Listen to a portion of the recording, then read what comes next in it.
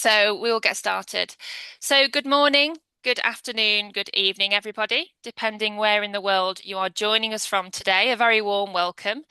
For those who don't know me, my name is Connie Clare. I'm the Community Development Manager at the Research Data Alliance, and I'm really delighted today to be your host for this webinar, which is organised by the RDA with our invited guest speaker from the Ethical Data Initiative. And today's session is titled Recommender Systems for Social Good.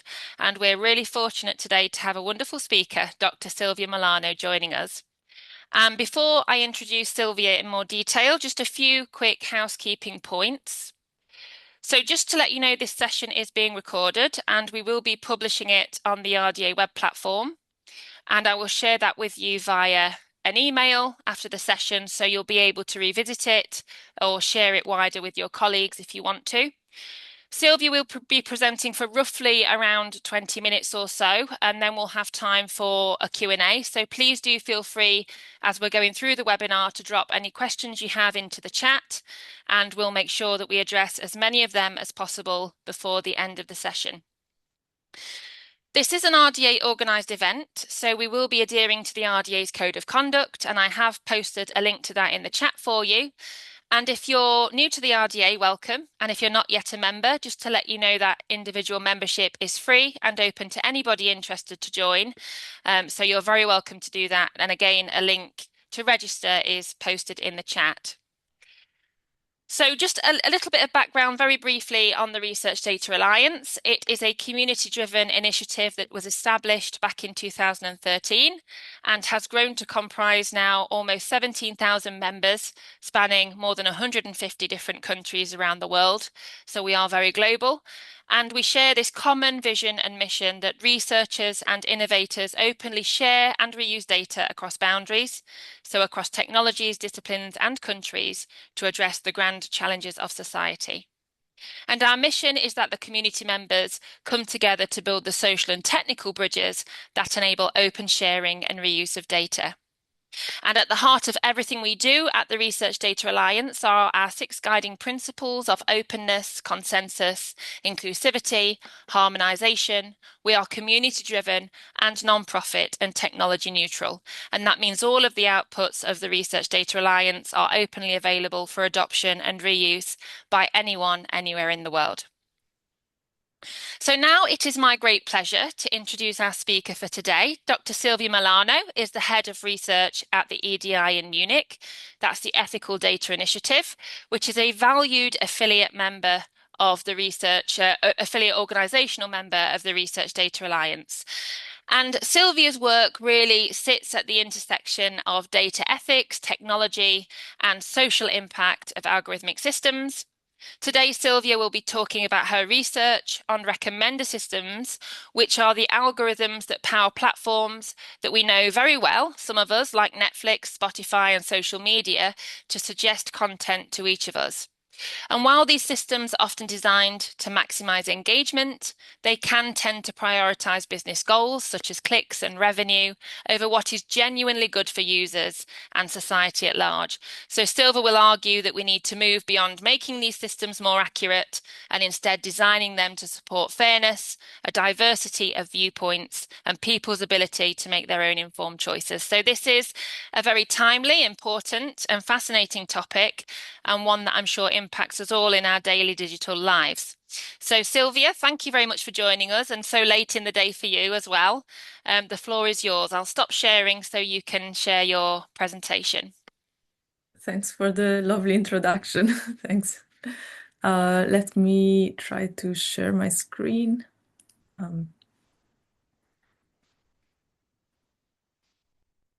Okay. Can you see my slides? Yes, we can. Thank you. Good. Okay. So thank you so much for having me. It's a pleasure to collaborate with RDA.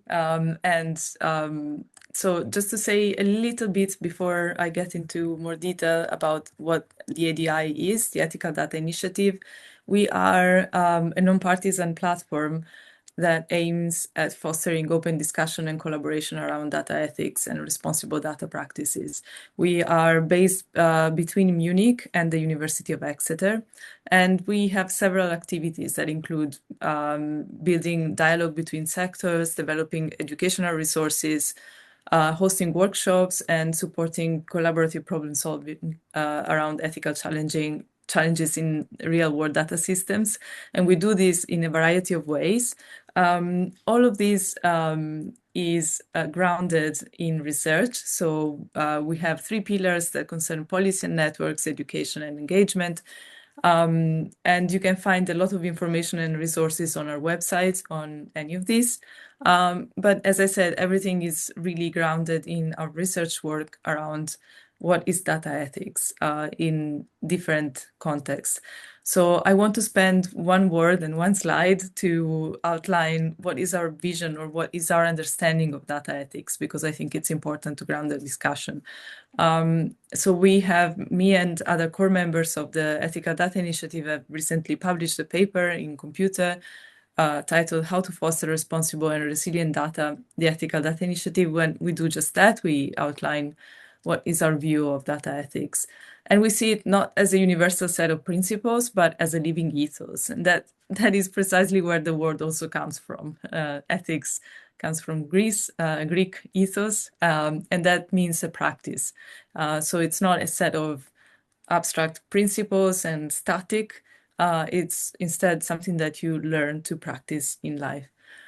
So for us, it's very important to think about context whenever we think about data ethics. So what decisions are made at every step on a data journey? This includes the steps of collection, fieldwork in the lab, data storage, reuse, interpretation, data enrichment, data modeling, and integration of different data sets.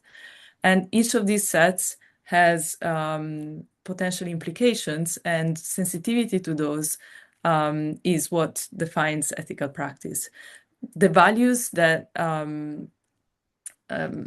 we know from classical ethical frameworks are often intentions, and therefore there is often no unique solution to how to apply abstract principles to practical context. That's why it really requires this practical viewpoint and seeing ethics as a practice. So for more and to know more about our specific approach, I will refer you to that paper, which you can find on the website, as I say, along a lot of different resources, both for research and for teaching. So I won't go more into details on this because we have little time, but there is one more thing that I really want to flag. So if you are going to other RDA events, especially the plenary that is going to be in London in October, please keep in mind that we are also launching a new initiative, a new RDA Birds of a Feather group on the ethical foundations for fair, care, and trust principles. So if you're interested in that and interested in collaborating or seeing our approach in that, please keep that in mind and keep your eyes open for that.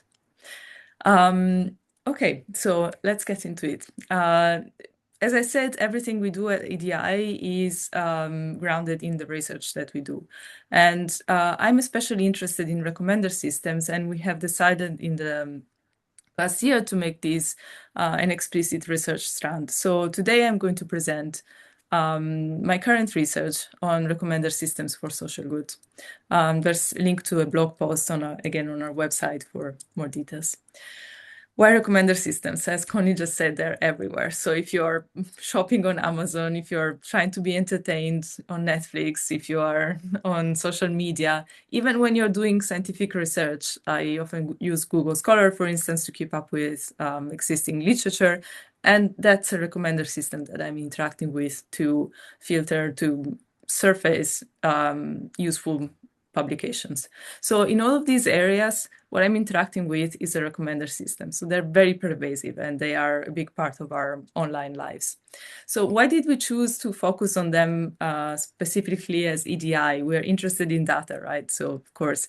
And the reason is that recommender systems are entry points into the nexus between AI and data. So they underpin many AI applications, and they also shape, as I said, how we access information, opportunities, and services online. And yet they are so central and they are so crucial to this nexus, but they are very much under-theorized. And the way that I'm going to set out in this webinar, in which the problem is framed, is theoretically quite limited. Most systems admittedly still optimize primarily for objectives like engagement or user retention or monetization, which are not strikingly tracking the social good. So in this research strand, we aim to explore how to move beyond this situation. And I'm going to argue that part of it involves moving beyond what is currently the dominant paradigm, that sees an accuracy first approach to recommendation, and then rethink what recommendation systems can do in terms of social value and public interest. So a bit of history to, very briefly, I'm not going to be too long, on how we got here, because I think it's important to understand why this paradigm centered on accuracy is so dominant and why it is problematic. So what is a recommender system? Essentially, it is an algorithmic system that is used for filtering information based on inferences drawn from large data sets. I want to point also that it's conceptually different from search. In search, users are normally active, so search is based on a user query, whereas in recommendation, usually users are passive and recommendations are generated for a user. And of course, they can have overlapping applications. But where does it come from historically? It comes from availability of data sets. So it's not a very long history, but maybe the first examples of research in computer science that is recognizably within this genealogy is from the late 70s, when some researchers were exploring the possibility of modeling user behavior via stereotypes. But when the research really took off was from the 90s and the publication of larger data sets that contained information about user interactions with different catalogs, commercial catalogs, importantly. So the most famous one that is often referred to as maybe the birthplace for modern research in recommender systems is the Netflix price data. So this was published as a way to stimulate research and for Netflix that at the time was a subscription service to make better use of the information that they had about their customers, interactions that they had with the titles in their catalog. And so to do this, to take advantage of this data that they had, they published the data set and they asked researchers to improve on the recommendation algorithm that they had been able to develop in-house.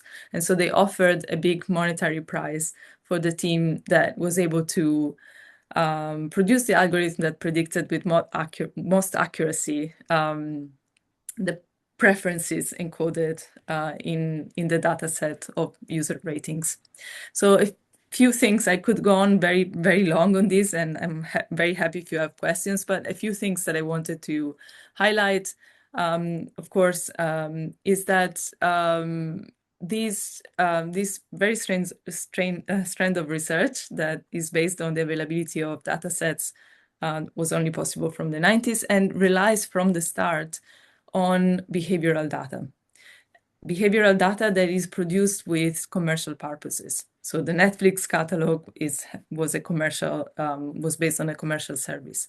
And the behavioral data has characteristic of being, of course, very problematic in terms of privacy and very specific in terms of goal. So the interest of collecting all this data for the company is, of course, to monitor the usage and make services that are more marketable. So from the start, this is a research area that developed out of surveillance and like direct monetization. And the kind of behavior that has been measured is directly relevant to the economic outcomes that are preferred.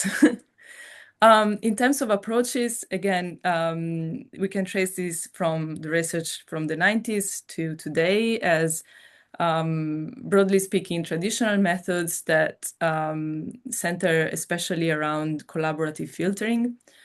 These or content-based also or hybrid types of approaches, but mostly collaborative filtering has been the main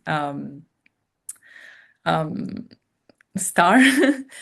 So these rely on large user data sets and, as I said, a surveillance-based approach, so collecting as much data about user interactions as possible.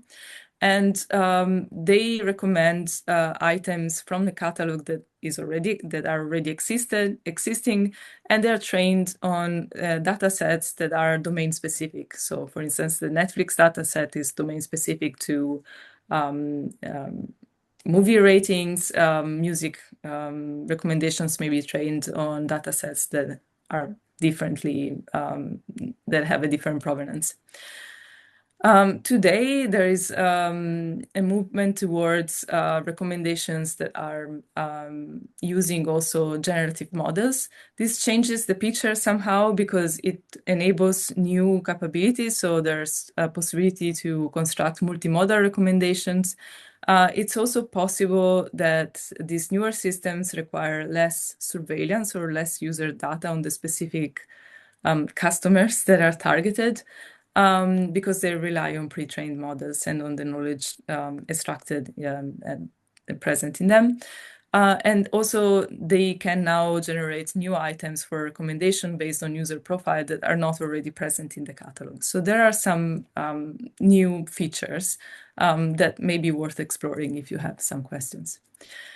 But be it like in any of these paradigms and any of these approaches, really, the core of the recommendation task is a prediction. So before any set of items can be displayed to a user, a prediction is made about what items, either already existing in the case of the traditional approaches or newly generated ones, will get a certain target reaction, a certain target behavior from the user. So this is the core of the recommender system. It is a prediction task. And then any other things that may constrain what is shown it is seen as a side constraint and added to the formulation of the problem in a later stage. So the prediction task is really the core of any recommendation system architecture, and in very general terms, it's saying, well, based on the available information, based on available data sets that can be used, predict how a user will interact with items that are available for recommendation. These are the standard formulation and forms the basis for any subsequent task. I want to point out, and we'll come back later, that this is a very user-centric formulation of the core task and of the core prediction, and it leaves out many other stakeholders in the recommendation that also have an interest. So, for instance, who provides the item that can be recommended, or the platform's interest itself, or the whole of society, for instance, where recommenders can cause filter bubbles or other things that have been observed. This is all just out of the picture when you just consider the core prediction problem. It's simply not taken into account. So this is, as I said, it will go quickly, but I wanted to have a slide just from two of the most prominent researchers in the area writing in AI magazine how this is the most important dimension for recommender system research. And the way in which research in this area proceeds is by proving or like constructing algorithms that are more accurate in as judged with respect to existing data sets. So this this paper is quite critical of this approach, and I will outline a few reasons why right now this accuracy focus may be problematic. So it is said that accuracy will make recommendations more useful for the target users. However, studies often indicate that the results from offline experiments, so like the ways in which you test for the accuracy of an algorithm, are not indicative of the effectiveness of the same algorithm in practice. So algorithms that test very well on held out data sets may not be performing very well when deployed. Partly, unlike other applications of machine learning, higher prediction accuracy doesn't clearly lead to a better system. And even without looking at further studies, you can also see this a bit intuitively. So when you think about music recommendation, for instance, or news, it's not that, we don't just want these things to predict exactly how we will react. We also want them, take the instance of news, to give us what is really relevant or what we should know, not just what we want to read. So we can see that this focus on accuracy is very limited and doesn't capture really what is at stake in the recommendation. So the question is that personalization is touted as an aim. So it's often claimed that accurate and personalized recommendations are credited for increasing business and user satisfaction, or maybe addiction. And even public service media are increasingly looking at recommender systems as a way to reach new audiences. However, these claims are often not often substantiated when you look at empirical studies, and they also have a dark side. The algorithms that are put into production are often not just the most accurate, but those responding to business goals. The business goals specifically of one of the stakeholders, the stakeholder that is the provider of the recommender system itself. So instead of providing a clear aim, I would say that personalization provides a cover or an excuse. So personalization seems to give rise to several problems and also encourages the collection of personal data that is now being also seen as a business asset that is used to train AI models. Focusing strictly on prediction obscures the interest of the other stakeholders and complicates the justification for inserting their interests as side constraints. And all of this doesn't negate that maybe we can produce recommender systems for social good, but it won't be inside this paradigm. And this is not just a user problem, because focusing on, as we have been doing, just on accuracy for users excludes how recommender systems really sit at the nexus between user behavior and the interest and the behavior of other stakeholders, including society at large. So what can we say about recommender systems for social good? Can we reframe what this is doing in this perspective? So the state of the art is that academic research and commercial applications are really split. Academic publications really focus on these accuracy metrics and give great importance to small improvements. However, this is not what is going on in the industry. So this is already a site where we can try to find some leverage to try to convince or to find a way to get researchers in academia to focus on different things that will maybe be more socially good and also closer to criticizing or to understanding what is going on in the real world. There are some key questions, I think, if we want to do this. How can recommender systems account for multiple stakeholders? This is a central one, but it's difficult and it's a bit under-theorized at the moment. What does social good mean in the recommender system context, and how we can design systems that support different values like fairness, diversity, user autonomy, societal well-being, and also the judicious use of environmental resources. And I think this requires a conceptual shift. So as I've been arguing at length at this point, The traditional view is user-centric, and its central question is to find the items most relevant to the user. So it's focused on optimizing for accuracy and engagement. It's making a set of assumptions that I don't have time to problematize here, but it assumes that preferences are stable, and the metrics that are used are mainly from the user side. And I think that we have to shift this.